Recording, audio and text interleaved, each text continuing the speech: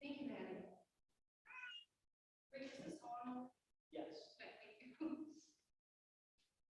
Good morning, everyone. Good morning. Welcome to Channing Unitarian Universalist Church. We're glad you joined us for worship today. Whoever you are, whatever your theological, spiritual, political, sexual, or racial orientation or gender identity, you are welcome to worship here and become part of this community. I have a couple of quick announcements. The first one is we have booked another coffee house for May 14th. It's the same day as the plant sale. It will obviously happen after the plant sale, and it's going to be a busy day. If anybody's interested in helping out or baking something, please let me know. The other announcement is after today's short service, we're going to go outside, clean up the litter around the grounds, work on the wisteria a little bit, make sure everything looks nice. We also have to clear out the hall because next Saturday there's a private memorial service. So we have to set up some additional seating for them. So we're going to make sure that we have the space for them. Does anybody else have any other announcements? Deb? Yeah, I want to thank everybody that participated and helped with the community yard sale yesterday. And we made $400. Hope everybody else did well on their tables. Yeah, I know I did. Thank you. Thank you for all your hard work, Aaron and everybody for putting it together. So today we're gonna, I'm sorry, is there any other announcements? Last chance for the raffle calendar fundraiser that we're doing, at $5 each. This is the last week we'll be selling them. We are selling them online. If anybody wants to take any of these who sells that family members or co-workers or something else, Julie mentioned the plant sale of May 14th, which is Saturday night at 3, and it's going to be an online plant sale. So follow us on Facebook. Anyone else? Good. So yesterday or the day before, I don't even know what day it is today, was the first day.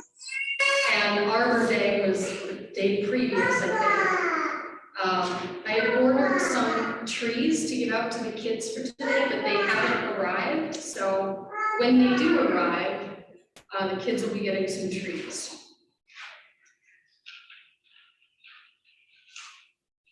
I don't think that we can even talk about Earth Day 2022 without talking about climate change.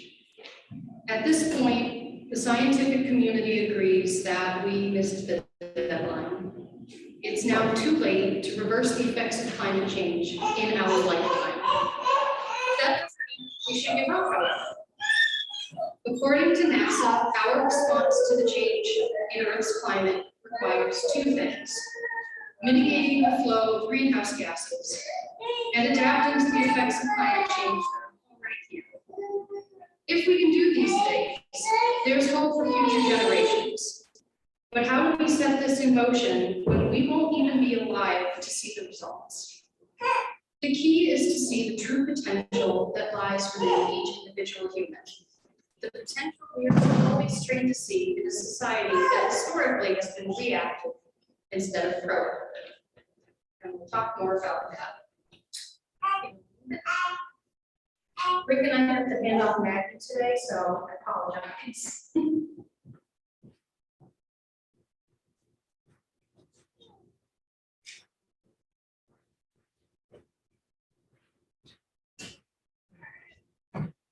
Please stand as you're willing and able for the lighting of the chalice. Recite with me the words of the order of service.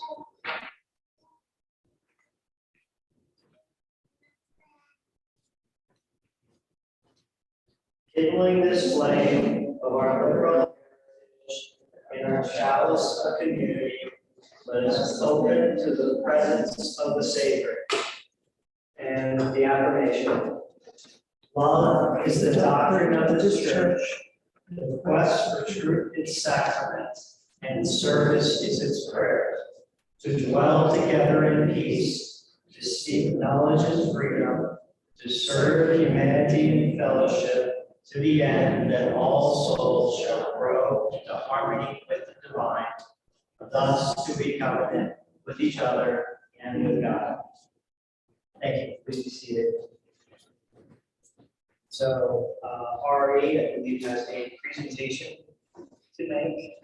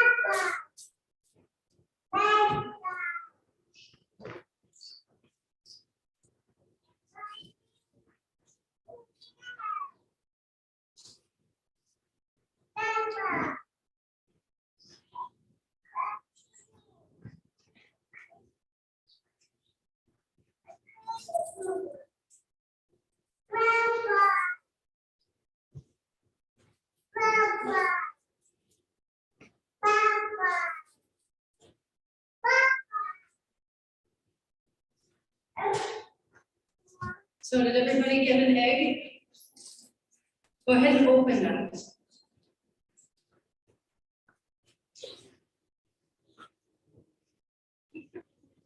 Inside there should be some seeds. The Seed by Amy Fisher. How does it know, this little seed, if it is to grow to a flower or a weed, if it is to be a vine or shoot, or grow to a tree with a long, deep root? A seed is so small, where do you suppose it stores up all the things it knows?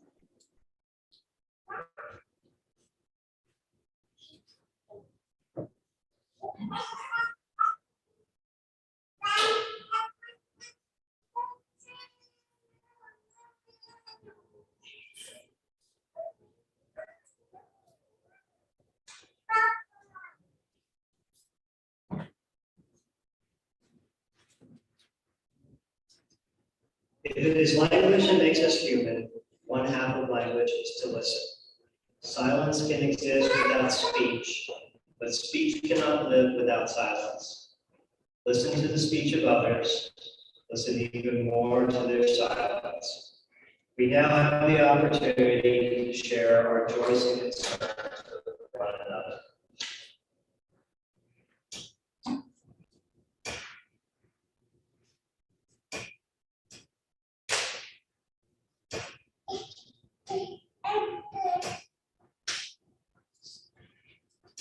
Looks like we had a great yard sale yesterday. Plenty more coming up. Gonna be busy, but should be good. I have two joys. Yes. First is that my parents are here today. They're visiting from upstate New York, about 8 hours away. Second, is, I've been involved in a very, very intense software engineering coding boot camp for the last 14 weeks. And I graduated from it on Friday. I'm so happy it's done. So, very joyful.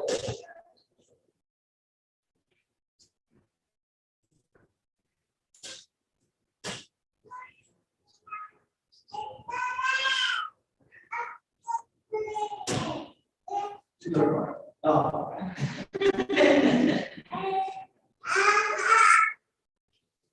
Any others? I'll take one more for all the joys and concerns.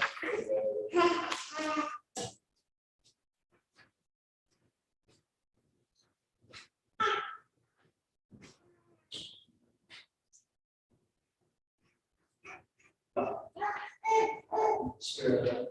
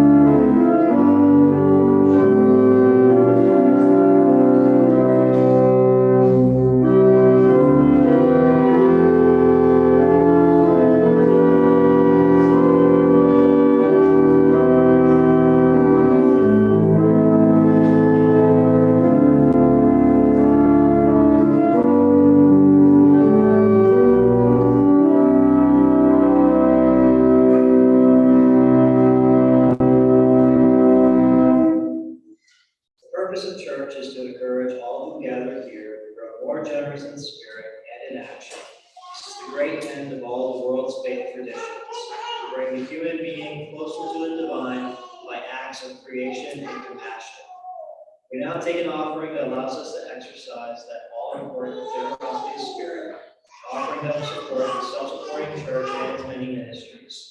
The gifts of the congregation we most grateful.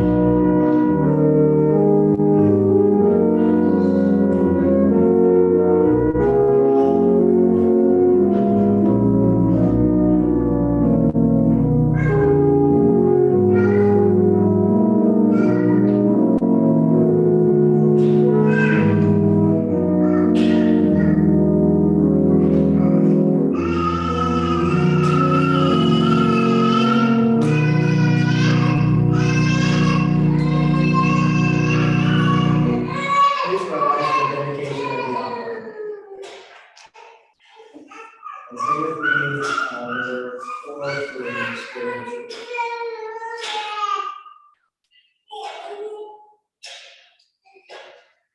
I'm sorry, I was like distracted at the organ. Is that 90? No. So he wants to do fruit. I was like, I added the beat, so it would be good. Well, I-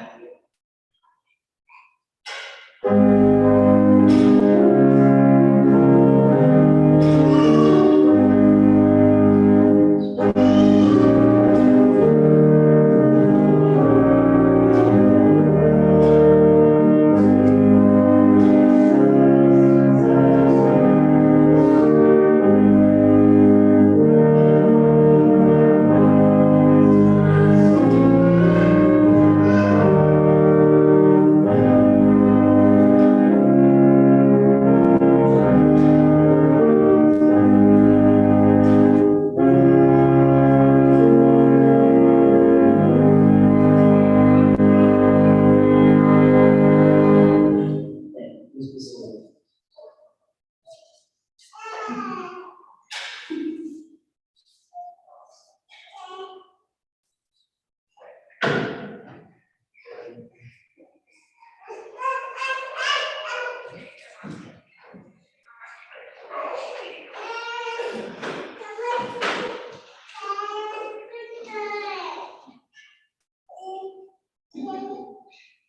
She's crazy. This is what she's like all the time. Smokey Bear told us only you can prevent forest fires. And then Woodsy Owl told us, give a hoot, don't pollute. We were told not to litter, to recycle, to compost, and not to use the hairspray cans that contain CFCs. You remember that one forever ago? My generation and the ones previous have been taught that the earth relies on our individual actions to save it.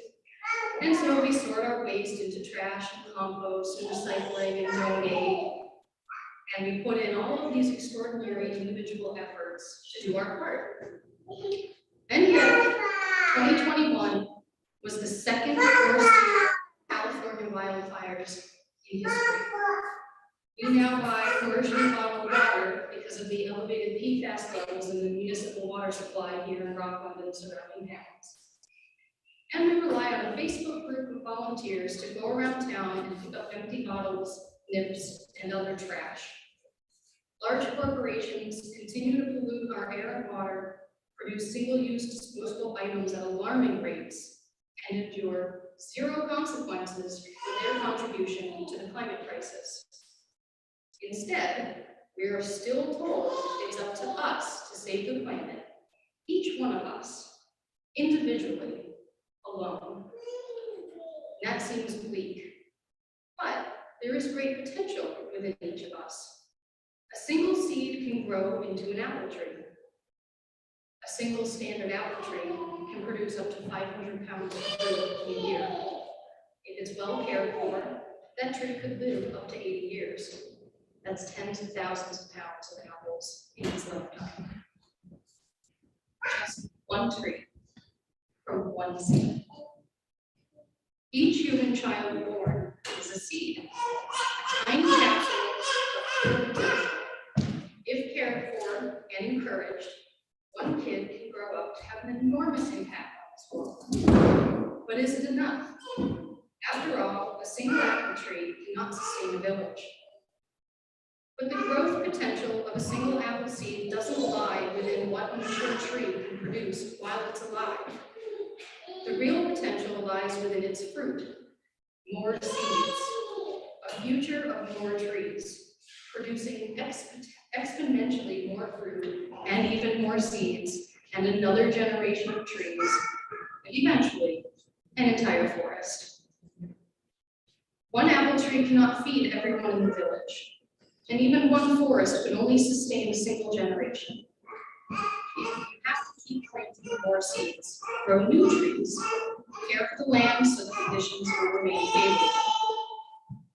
The growth potential of an apple seed is the many generations of trees that come. Just like the true potential of a single person is not the impact that they have in their life, but the values they instill in their children and grandchildren. We have to raise the next generation to care for this planet better than we have. We have to teach them to demand more of our government for policies that will protect and restore the environment, or to seek office themselves so they can act as judges we will. We must encourage them to value the interconnected web of life, trust climate scientists and environmental experts, and not look away or make excuses or deny the truth of things just because it seems inconvenient or insurmountable. We can foster a love for the planet by bringing them outside as often as possible so that they develop their own spiritual and personal relationship with nature that's rooted in joy and respect.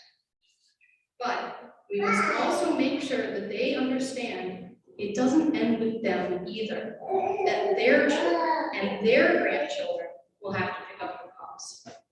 Generation after generation after generation. Our potential doesn't end with what we can do as individuals, or even as communities, or even on a global scale. Our true potential is realized long after we are gone. When our grandchildren's grandchildren are still learning how precious and how fragile our home the earth is, and teaching their children and their grandchildren how to continue to steward it. This is a drastic change of mindset from what our current culture fosters. We're used to a society that demands more and more immediate gratification. Large companies make financial decisions based on increasing their short-term gains rather than their long-term growth. We struggle to make decisions that don't yield results in our lifetime. But now, we need to look at things differently.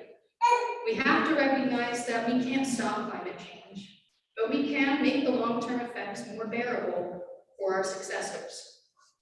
We can create a path towards more sustainable policies and practices and give future generations the tools and education that they need to continue to work. We have to stop seeing the trees and look towards the forest. We have to plant our seeds now, nurture the earth, keep the soil fertile. We must learn to find peace with the idea that we won't get to see the forest, but trust that it will grow.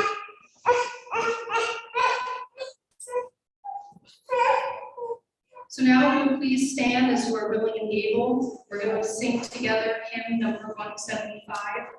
We celebrate the web of life.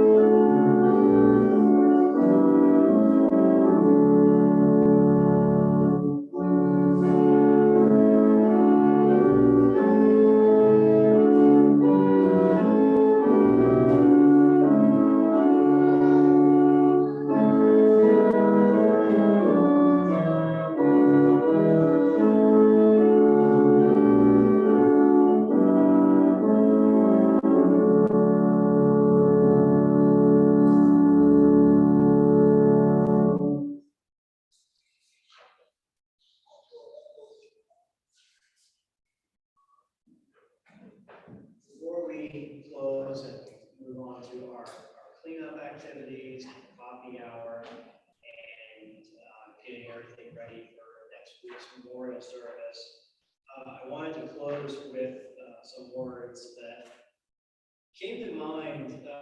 They're not by Alexander Hamilton himself. Lin-Manuel Miranda wrote this based as part of Hamilton, based on things that he had written and said. Main theme being where Alexander Hamilton is worried about his legacy. He's making decisions based on what the world he's going to leave behind, America he's going to leave behind for his children and the rest of us. And it's as he is dying, he's thinking about his legacy. What is a legacy? It's planting seeds in a garden you never see. So we live in a country and we belong to a faith tradition that where both are founded on principles, not dogma. Our lives are better because previous generations of Americans, Unitarians, Universalists, and UUs believed in creating a framework for progress so that we can change to meet future challenges. Our Constitution and sources, our source texts, they're not edifices carved in stone like our monuments that we sometimes put a little too much importance on. It kind of locks us into what was originally intended versus what should we be doing now. We were given living documents and responsibility within those documents from one generation to the next to protect and preserve our rights, whether for speech, religion, or the ability to have clean air, have clean water, to know that you can trust the food that you're eating. That these are our duty to protect and preserve and adapt. Thus must we strive to leave our heirs the best possible world and pass on the tools to continue after we are gone. Please recite with me the words of the order of service as we extinguish the chalice. We extinguish this flame, but not the light of truth, or the warmth of community, or the fire of commitment. These we carry in our hearts until we are together again.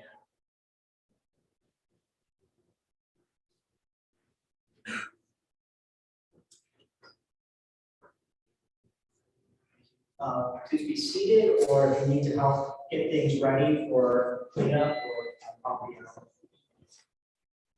feel free to.